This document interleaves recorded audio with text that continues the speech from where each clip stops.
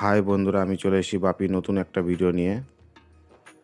আজ দেখাবো submersible pump disturb হলে কি দেখে বুঝবেন যে সাবমার্শাল পাম্প ডিস্টার্ব হচ্ছে। আপনাদের বাড়িতে সাবমার্শাল পাম্প কখনো ডিস্টার্ব করলে আপনারা প্যানেল বোর্ড দেখেই বুঝে যাবেন যে সাবমার্শাল পাম্প ডিস্টার্ব হচ্ছে।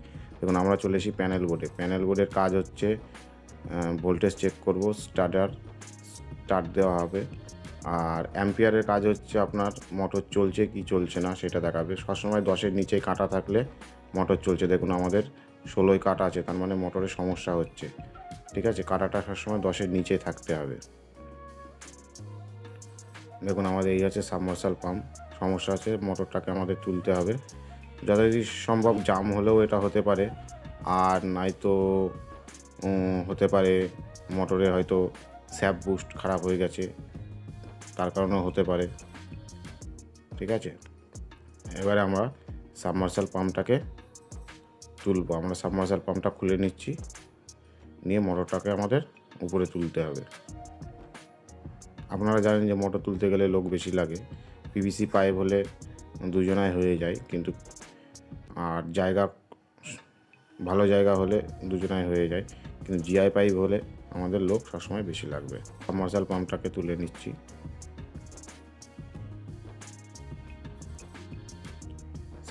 বাড়ির সাবমার্শাল পাম্প জলের সমস্যা হলে না, তখন খুব সমস্যা হয়, বাড়ি পুরো অকেজ হয়ে যাবে। আর আমাদের মোটরটা চলছিল, জল উঠছিল, কিন্তু মোটরে তাও সমস্যা আছে, যার কারণে আগেই মোটরটা তোলা হচ্ছে। যেমন আমরা মোটর তুলে পাইপগুলো সব আস্তে আস্তে খুলে নেব।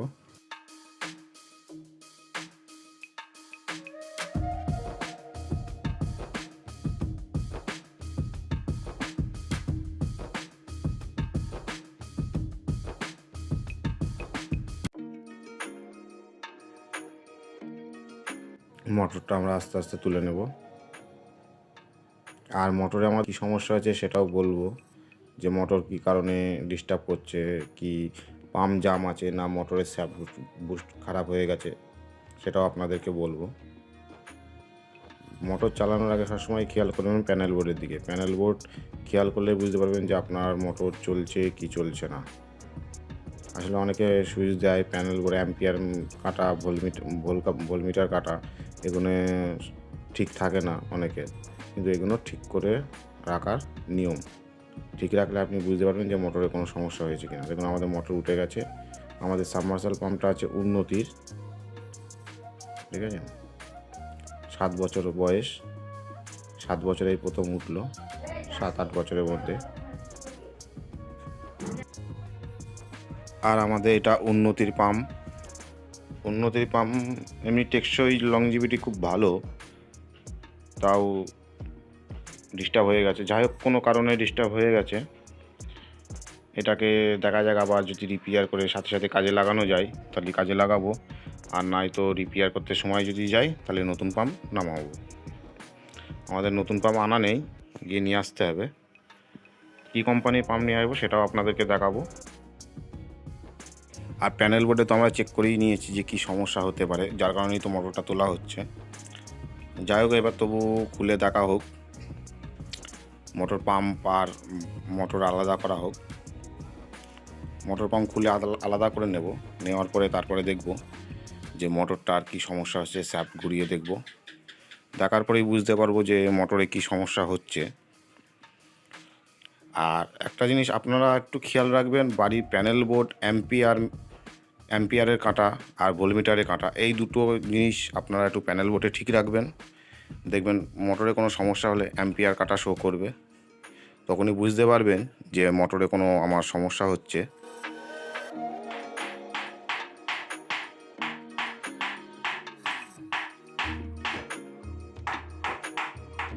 এবারে আমরা পাম্পটাকে খুলে আলাদা করে নেব।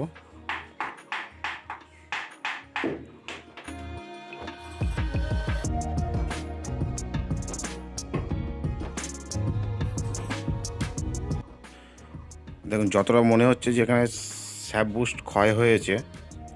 স্যাপ বুস্ট ক্ষয় হলে আমাদেরকে দোকানে নিয়ে যেতে হবে, দোকানে নিয়ে গিয়ে ঠিক করতে হবে, নয়তো সময় সাপেক্ষ কাজের ব্যাপার, তো যার কারণে সময় লাগবে।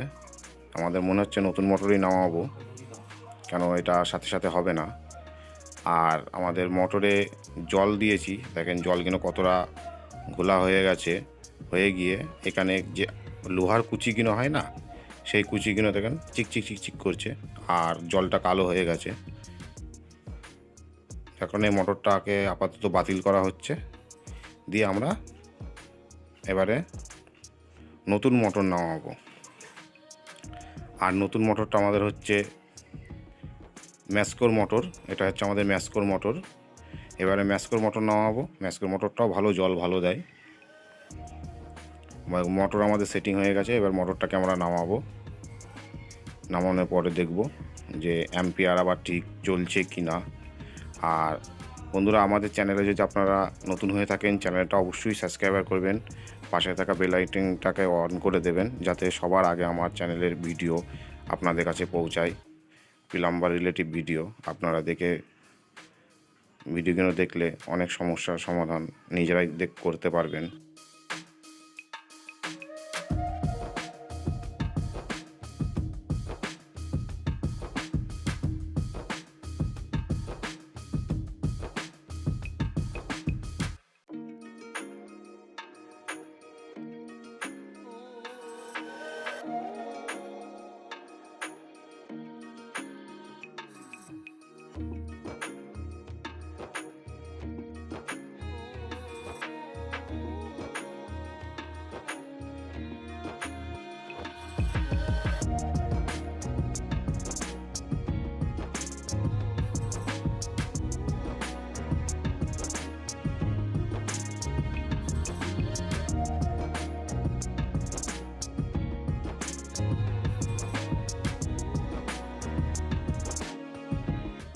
দেখুন বন্ধুরা, আমাদের মোটরটা এবার আমরা ডাউন করছি। মোটরটা ডাউন করার পরে দেখুন ডাউন আমরা কীভাবে করছি। আমাদের এখানে যেখানে কাজ করছি না, জায়গাটা খুবই অল্প জায়গা, যার কারণে চারি সাইডে জায়গা নেই। একজনা উপরে পাইপ ধরে পাইপ সেটিং মানে পাইপ লাগাচ্ছে, আর আমরা দুজনা নিচে ধরে আছি, তাও জায়গা নেই, খুবই শর্ট জায়গা। শর্টের মধ্যেও আমাদের কাজ করতে হচ্ছে, কিছু করার নেই। যাই হোক, এখানে যখন বোরিং করেছিল ওনার জায়গা শর্ট ছিল, তাই একদম ওয়ালের গায়ে বোরিংটা করতে হয়েছে, দেয়ালের গায়ে। আর উপরে টিনের চাল ছিল, টিনের চালটা আমাদের খুলতে হয়েছে, না খুললে তো আমরা কাজ করতে পারবো না, মোটর তুলতে পারবো না। আর আপনারা একটু খেয়াল রাখবেন, টিনের নিচে যদি আপনারা বোরিং করেন কিংবা কোনো চালের নিচে বোরিং করেন, সেখানে একটা বোরিং সোজাসুজি পাইপ তোলার একটা জায়গা রাখবেন। কারণ আমাদের 10 ফুটের যে কলম পাইপগুলো হয় না, 10 ফুটের জায়গা রাখলে সেই জিনিসগুলো আপনাদের খোলা লাগবে না।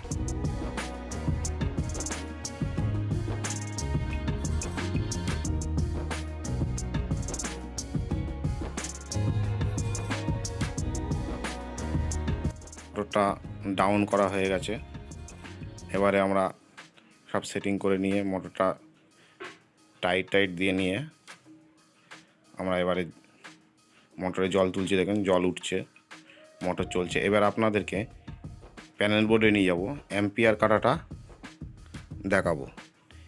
অ্যাম্পিয়ার কাটা এই কারণেই দেখাবো যে এখন মোটর নামিয়েছি, অ্যাম্পিয়ার কাটা কতই আছে।